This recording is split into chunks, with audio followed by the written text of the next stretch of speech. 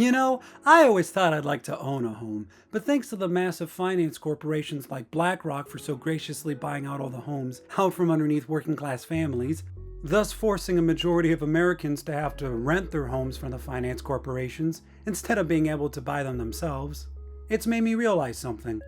I love renting a home.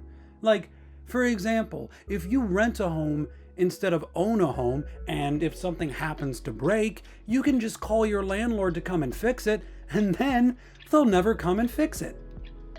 Look, I'm not against capitalism, okay? I think people should be able to make their money.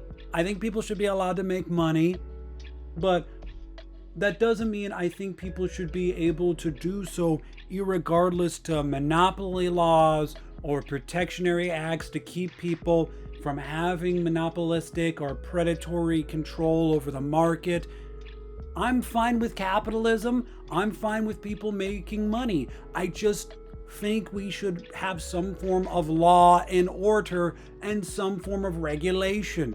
I don't think that makes me a communist. I think a lot of people, they throw around this idea that if you want to protect working class America, that you're somehow like a socialist or a communist. But that doesn't make any sense to me, because what I perceive to be a working class and what most people perceive to be a working class is a working class with rights. The right to a living wage, the right to humane working conditions. And the working class, at least as most Americans perceive it, it's impossible for that to exist in a communist nation. You can't be pro-working class and be a communist, because communist nations don't have working classes. They have slave classes, like, for example, communist China. I think this idea that these like AI bros and tech bros and finance bros try to throw out, which is like, if you are pro-working class, if you're for just enforcing basic law and order against monopolies and predatory business practices, that you're somehow anti-capitalist and you're this, communist, comrade, socialist bro. None of that's true. I feel that preserving the working class is the most pro-American thing you can do, because freedom absolutely relies on a working class. And look, any nation in the world that is free to some capacity implements some form of capitalism. Okay? That's just the reality of it. All right?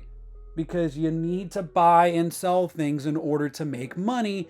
It doesn't just appear out of thin air. But the problem is that these massive billionaires and these 0 percentile classes, they want the ability to destroy capitalism. They want the ability to control the world in its entirety. They don't want a working class that they have to pay living wages. They want a slave class that they can exploit and control. That's why they're buying out all the homes, so that you can't own a home. You have to rent it from them. They want you to have to rent a car. They want you to have to rent everything from them. They said it themselves. You will own nothing and you will be happy. They want to control you, which, as far as I know, when it comes to things like communism and dictation, that's exactly what those people want. And look, I know there's probably some communists that had a good heart, but it never works out for them, and communism always absolutely corrupts. We need capitalism, yes, but we need to preserve law and order, and we can't allow these people to abuse our system so that they can destroy it and usher in a new world order where we all worship and live by BlackRock. That can't happen. But I think the most terrifying thing out of all this is these massive finance corporations and trillion, billion-dollar corporations. These same corporations that want to destroy our very way of life. Okay, and by the way, peacefully rebel, always peaceful. But they want to destroy our way of life. And they have, this is terrifying. They have merch. They have merch. These are the same people that say human beings are pollution. Okay? These are the same people that are saying things like we have to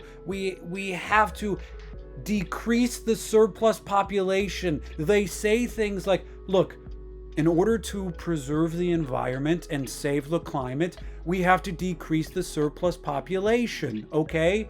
Now get in the wood chipper! Get in the wood chipper!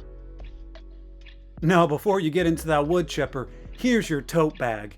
Is it free? Oh no, that's gonna cost you $39.99, but we'll bill your bank. Okay, bye-bye.